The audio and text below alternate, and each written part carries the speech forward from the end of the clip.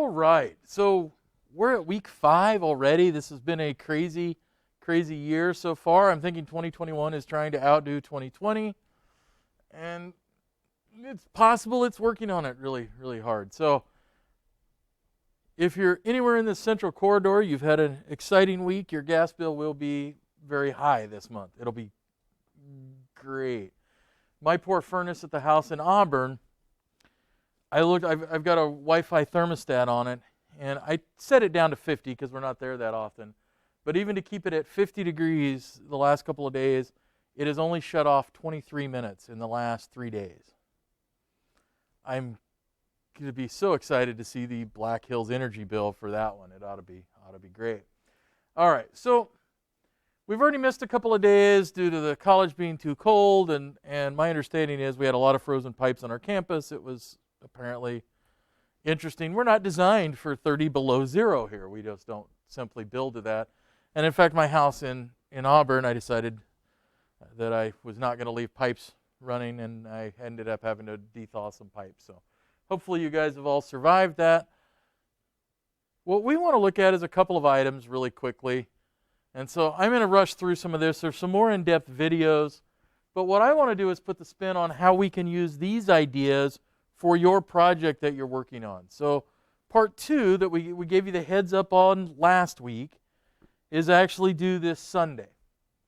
And some of these items that we're going to look at can be beneficial as you start looking at not necessarily just the technology, but you look at that process. So I've got some people that are doing some businesses that I have not seen before in a couple of cases. How do they do this process? So even if it's hey, I have a ticket that makes a carbon copy to make a sale, that's a process, and how do I start documenting that? And so we're going to look at a couple of pieces on there about how we document and how we look at it. So one of the things that is really common is something called a use case. So a use case says, this is what I'm going to do. This is how I do it in my business. So I'm going to create a sale. These are the things that happen. And it also introduces the idea of actors or users. Who is doing this activity? Who's allowed to do this activity?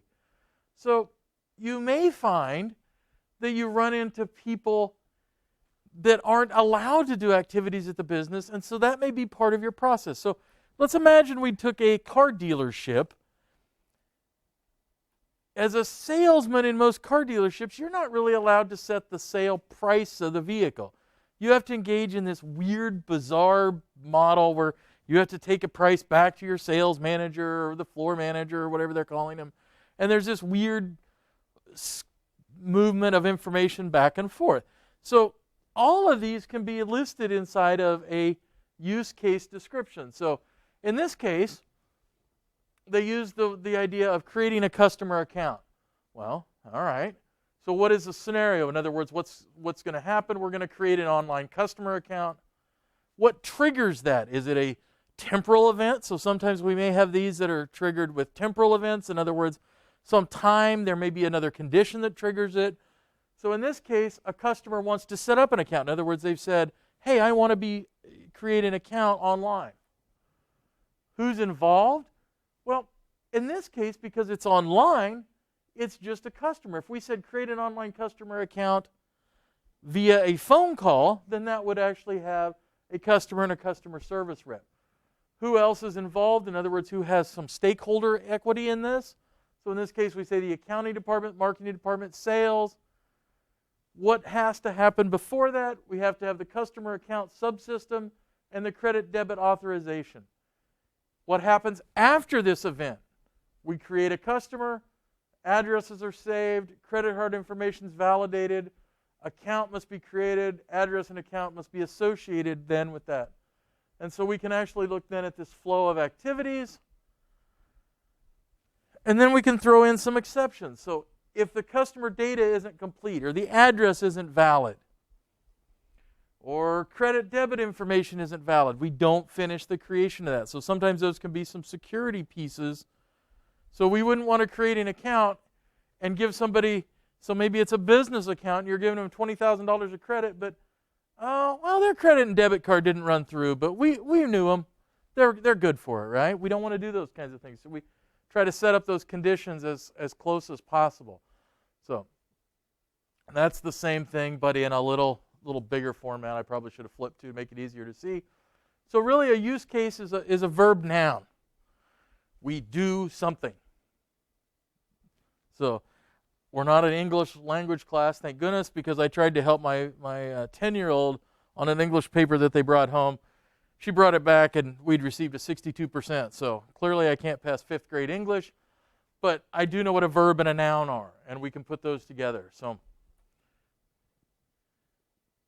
are there other things that relate to this case? So if I create in a user account, are there other things that it might trigger? Might it trigger something in the marketing department to send marketing materials out? Yeah, so sometimes we look at these as they lead to another event or another use case. So exception conditions are really important to try to list in there. So here's another one. Here's one for shipping items. And so use case, ship items, noun, verb. Ship items for a new sale. So our actors, who's involved? In this case, it's a shipping clerk. There are no related use cases. That's the last step, at least in this case. Sales, marketing, shipping, warehouse manager, all involved. Preconditions. The customer and address must exist. Sale must exist. Sale item must exist. And we've all gotten used to here recently trying to order things that are out of stock. Well, that means one of those preconditions doesn't exist. And then as we exit this case, shipping labels verified. If it can't be shipped because it's on back order, that forms another activity. Sale items are updated. So that forms this idea of a use case then for this idea of shipping an item. So here's our flow of activities. So notice this dividing line between the actor and in this case, our ERP or some kind of computer system we have. This could be a paper system. The actor, shipping request sale, system looks up sale and returns information. This could be I have to look in a file folder. It's the same idea. So then we have exceptions down at the bottom.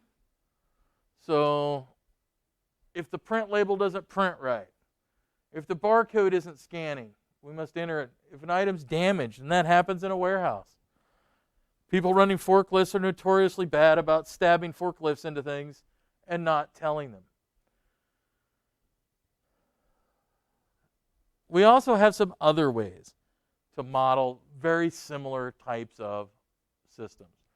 So UML, or Universal Modeling Language, is another way we can do it, and in a very graphical model, but it shows those activities, and sometimes it helps us with that flow of activities because we can see where the customer and other actors interact with whatever information systems we have, whether it's a paper, whether it's, they're handing out little black cubes, whatever it is, the system and how that interaction moves back and forth, and which activities are the customer's responsibility, and which activities are the activities that of another person or entity. So here in the shipping, same kind of deal, we can see that it moves back and forth.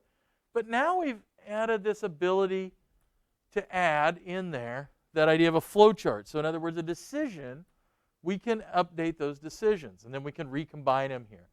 So is the item available? Yes, we mark it as shipped. No, we mark it as back order. So we can actually put some decision making into our process. So here we've taken that UML, we've done fill a shopping cart. So that shopping cart, very similar, we're searching for a product. Tangentially, we look at product reviews, we select options, and then we add it to the cart. Generally, something like Amazon, it also says, hey, do you need those accessories for this item? Well, let me look at those. I'm going to select options, and then finally, I add it to the cart, in which case we've moved it from that customer, we've moved it into our system side to look at.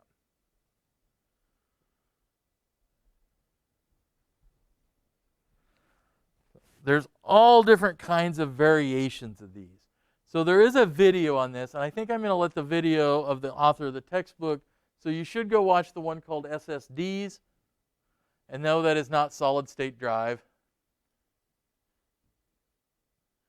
Honestly, I don't use the SSD modeling a lot in things I have done.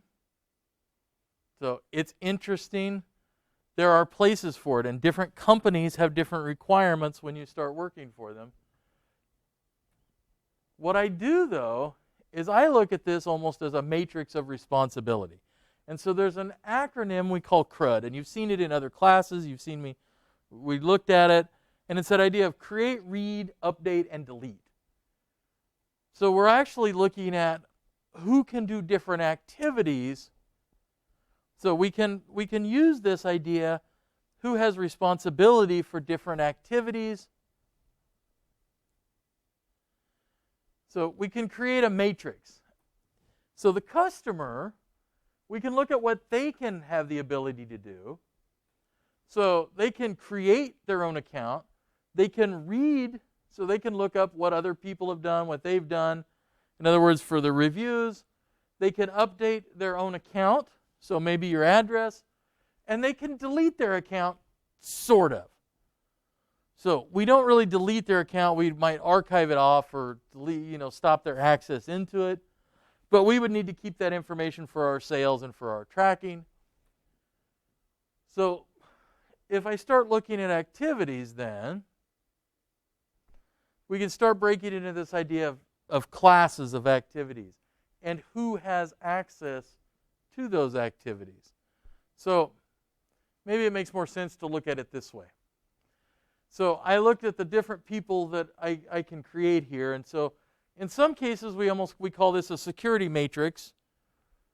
So you will have customer account, sale, adjustment, who can do these different types of entities. And so you can say, well, look up a customer. Okay, they can read it, customer and the accountant, but sales maybe can't go back. Only the people who have adjustment criteria can adjust it. And so we can narrow that focus of who is doing what. Sometimes it also shows some other things. So if I'm mapping an existing company and I'm looking at what activities they have and who can do things, what I often find is I have some security issues or some financial issues. So if I have the same person able to approve account adjustments and able to print refund checks and doing payroll and all these kinds of things that happen in a small firm,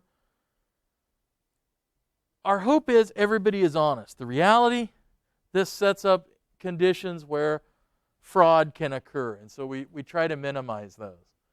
So if I'm in here and I'm given too much authority, so I'm a sales manager, but I go, I don't really want to process those account adjustments. I want my hands off of that. That's not necessarily a bad thing.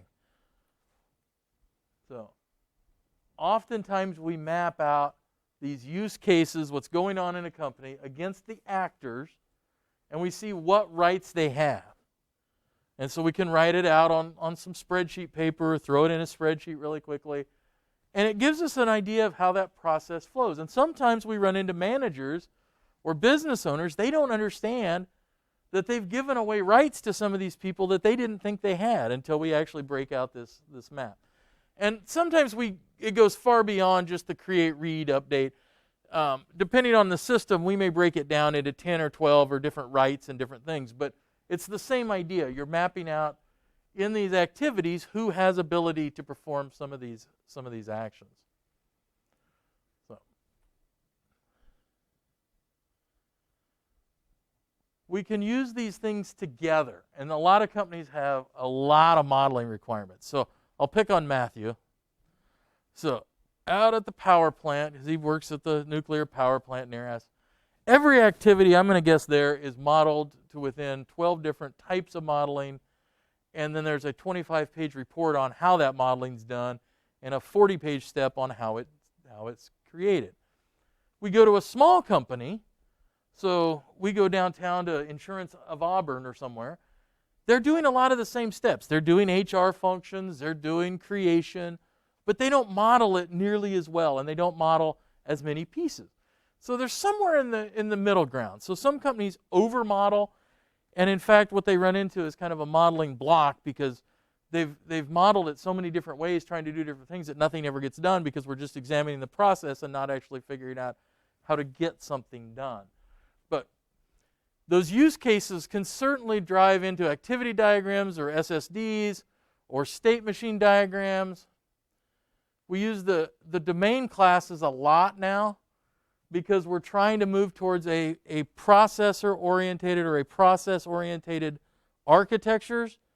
So all of these ERP systems are really based around the ideas of a database system at its heart. And so the closer we can get to a class that we can implement directly into our database, directly into some programming languages, the better off we are. It just makes life a little easier if we're following the same format to go from conception all the way to implementation. And so there are some things we don't touch a lot on in this class because we don't have them available to us, unfortunately. There's something called a case tool, where we would take all these modeling steps and we would actually implement them, and they would actually create the SQL structure that builds our database from graphical to data-driven all the way out to implementing it. So there are a lot of modeling tools that will do that. We don't have them available here. They tend to be a little pricier, and the textbooks that I found that would include some pieces of those are a little more pricey than what I was willing to torture you guys with. So let's talk a little bit about this week. So there is an assignment due this week. There is a discussion board, and I think most of you have posted on it already for week 5, if I remember correctly. Looks like most everybody has. And we're looking at our college, whether we'd look at it top down or bottom up. And we really end up, hopefully, at very similar results in a lot of cases, but there are advantages to both. So make sure you've posted on that. There is a quiz. I have some videos available from our author that I have put in there. And then there is part 2 of your project. So part 2, you're really going to look at how is this business operating? What tools are they using for information systems? And I probably should phrase that a little differently. Sometimes we talk about technology, and so people say, oh, I'm only going to list the computer systems they have, but you're not talking about that process. So we need to also make sure you look at that process. If they're selling insurance, what is their process for doing so? So selling a new client a car policy, how does that function? Does it just magically happen? Do they place a phone call to different agencies? Do they use a marketing service to go out and find the best service? Do they, if they're a single line broker, do they just go to State Farm or whoever they happen to be with? So you need something about the processes behind that. There are businesses that are running, and I think we have a couple actually from our students who there is no computer technology. There is no accounting software. There is none of that. It exists only on pen and paper. Does that make it a system? Yeah. Does it necessarily mean it's the most efficient? Might not be. But just because we put a computer in there, and one of the faults, and this is where you'll start analyzing that and you'll see it, a lot of companies still exist on paper, and then we duplicate that effort on a computer system. So you'll see they have column or tabs, and they've written down all their sales, and they keep track of everything by paper, and then they duplicate that effort, and they put it all in the computer system, and then they print that out, and then take it to their accountant instead of even sending it electronically. So then the accountant has to take that data and then go re-enter it in. And by those multiple times, one of the issues is how easy is it to transpose digits or change things? It's pretty easy to do. And some of these processes may not be very good. I'm actually working with a client kind of on the side as a weird thing. And they decided that they were going to keep a spreadsheet of all their sales every day and the drawer and everything.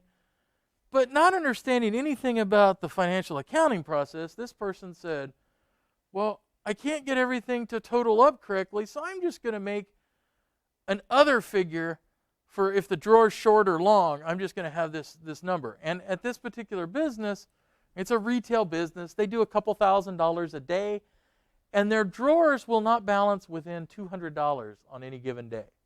Now, I've tried to point out that there's probably, there's some systematic issues with how your employees are doing this. There's also probably, I'm going to guess, 3 or 4 employees that are helping themselves, because it tends to be on the lower side. But every third day or so, it's $200 long, because the process has got a flaw or 2 or a dozen in it. But then she takes this spreadsheet, which really does no good for the accountant, who then looks at it and goes, but none of these numbers make any sense to me because they don't help me on the tax side and on the payroll side. So there's just some weird oddities there. And when you start looking at some of these systems, you may find that out. Now, in this particular case, the owner, I don't think, has an idea, because that's why they hired me to kind of peek at it really quickly, almost like the project you're doing in class, but I get to bill them. I don't get to do it for free. But it's kind of interesting that I get dragged into some of these weird oddities, so I can use some of the business skills and some of the skills here.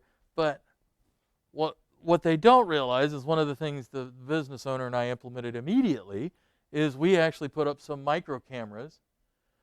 So I can't see them real time because they're just recording to SD cards, but we put them above the cash registers and in a couple of other areas in the building, trying to get a handle on what's going on. I don't think it's all just some accounting irregularities. I think after we talked about it, we thought that there's probably going to be an issue. And I think we've already narrowed it down to a couple of employees, because there's no check for them, so it becomes very tempting to go, oh man, I need an extra $20 tonight. We would like to think everybody is honest. The reality is, if you make it easy for them to steal, some people have a hard time with that balance of honesty and dishonesty. So anyway, off to the side, but you're going to find things. But the other piece in here is some details. So if you just tell me, man, they have a computer with a printer, what does that really mean? They could have a computer from 1988, or they could have a computer from 2010. We don't know. We don't know what software they have available. And where that sets us up for then is making some recommendations. If they have a computer, but all it's being used for is watching Netflix, maybe there's some repurposing that we can do with it. Or we can figure out that, they're printing all these receipts, and they're printing them to an old inkjet printer, and they're spending $200 to $300 a month on inkjet cartridges. Can we save them money by having them buy a very cheap laser printer, where the cost per printing are much, much lower? So sometimes we can come across some of those decisions pretty easily. So details, things like when stuff was acquired, make some sense and make some difference in there. So if you say, hey, they have a security camera system, okay, but it was originally put in 1990, and in the back it looks like the old tube-style TV, and they got one of them, and they got 4 cameras, and you can't see a thing on it. Is that really a valuable security system? No. So that's where those details come in. And so I will guarantee on almost everybody's paper what I'm going to write is, hey, I need some more details. I don't know where this is at, what's going on. Paint a picture for me of what's going on in this business. That way I can give you some advice, you can give them advice, and we can make a usable product out of this for them in the future. So details. Details, details, details. And I will harp on that. In fact, I have it as a cut and paste out of to go click more details. So this is where that attention to detail. Now, you can also go too far. I actually had a student many years ago who detailed out all the buttons on a copier, including a description and their size, and had pictures of every button on a copier. You'd have to know the guy. He was interested, and I loved him, but his goal in life was to make my life miserable sometimes. No, not really. He was a nice guy. But he would go to that length of detail. So enough that you can paint that description. So model numbers when you're looking at things. Software versioning. So if you say, hey, they've got Microsoft Office on their desktop. Okay, is it Office 2003, 2017, 2019?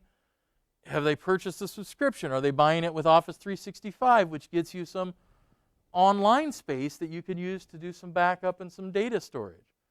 So things like that. So ask those questions. Hey, I see you're using this computer and you actually have QuickBooks. You're storing data. How do you back that up? And when they get that look in their eyes, you go, oh, we don't back it up. So this really sets the stage for the rest of this project, because you're trying to find how this business operates, how they look at the world around them, and how they process that information.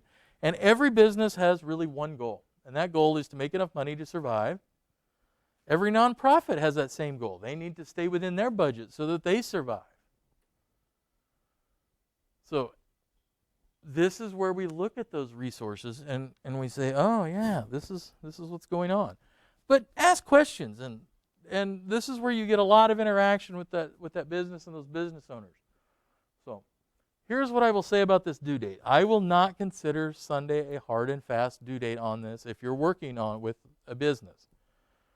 You will need it in before the end of next week, or you're going to get further and further behind. But it's hard sometimes to get a hold of these people, and I know the COVID thing and the weather has made this all just much more exciting and interesting. But find out those details. Find out what's going on in this business. You may find things, and you may point out, so doing a project very similar to what you guys are doing in class, I went into a medical professional's office, and they wanted to kind of have an outlook of, what can we do for like a 5-year technology plan was their goal. And so we looked at it, and we looked at their phone system, and we looked at their billing system, and one of the questions was, how do you back up? Well, we put a DVD in here, and we back up to this DVD. Well, all right. Then what happens? So that's not the whole process, because if the building burns down and you've got a DVD in there, it still doesn't help you any. And so I asked questions like, does this program encrypt your data? Well, I don't know. So making that question list of what I need to find out when I look at the software. But the answer really quickly was, well, I take that DVD and I put it in my purse, and then I'll go deposit it at the bank when I'm running around town. So all this medical data stored on a DVD, sitting in your purse, and you go directly to the bank and put it in the safety deposit. Well, no, sometimes I'll go eat lunch. You always make sure that it's hidden, and you lock all your car doors. No, it's a small town. I even usually leave my keys in my car. So my brain is already going, oh, good Lord. And then, kind of the top of this little story that I thought was interesting was, what they are calling their quote-unquote server was just a PC sitting in the office. And I'm looking at this PC, and it's got a disk drive on it. And it has these words, DVD-ROM. A DVD-ROM is a read-only, so it was only a DVD reader. And so I had her bring me a couple of these discs that she'd backed up. And the first thing I did was I turned it over, and you could tell it had never been burned. You can actually see the difference on the DVD-ROMs. And I went, oh, huh. So in the whole time you guys have been here, the problem was the software wasn't very smart that they were using. It told Windows, hey, take this data and go burn it to a DVD. And Windows could care less. And it never failed for them, so they never had to try to use this. So in the multiple years that they had been using this software, they had a whole great big stack in a safety deposit box of blank DVDs. So we came up with some new models, some new methods. They didn't like the pricing on some of it, but when I explained how dangerous it was, that you could get sued for millions of dollars if you lose all the data plus having to report it, and your software doesn't encrypt that data that you're burning to this DVD if it had a DVD burner at all. So thank goodness it hadn't actually been working. So sometimes those details and those questions kind of lead on. So you're not making recommendations yet. So this is purely an investigation. So don't bias anything yet. Tell us all about the company. You've walked in the door, and some of you have some weird ties to these companies. So it may be a parent or an uncle or an aunt or a relative or a friend or whatever. But try to be as objective in this piece as possible. And don't make recommendations yet.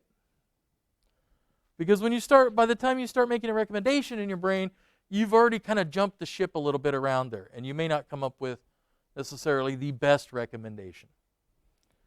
All right. Any questions? Any comments? Anybody want to buy a generator? No, I'm kidding. All right. Everybody stay warm. And if you have questions, feel free to reach out and email me. Text me.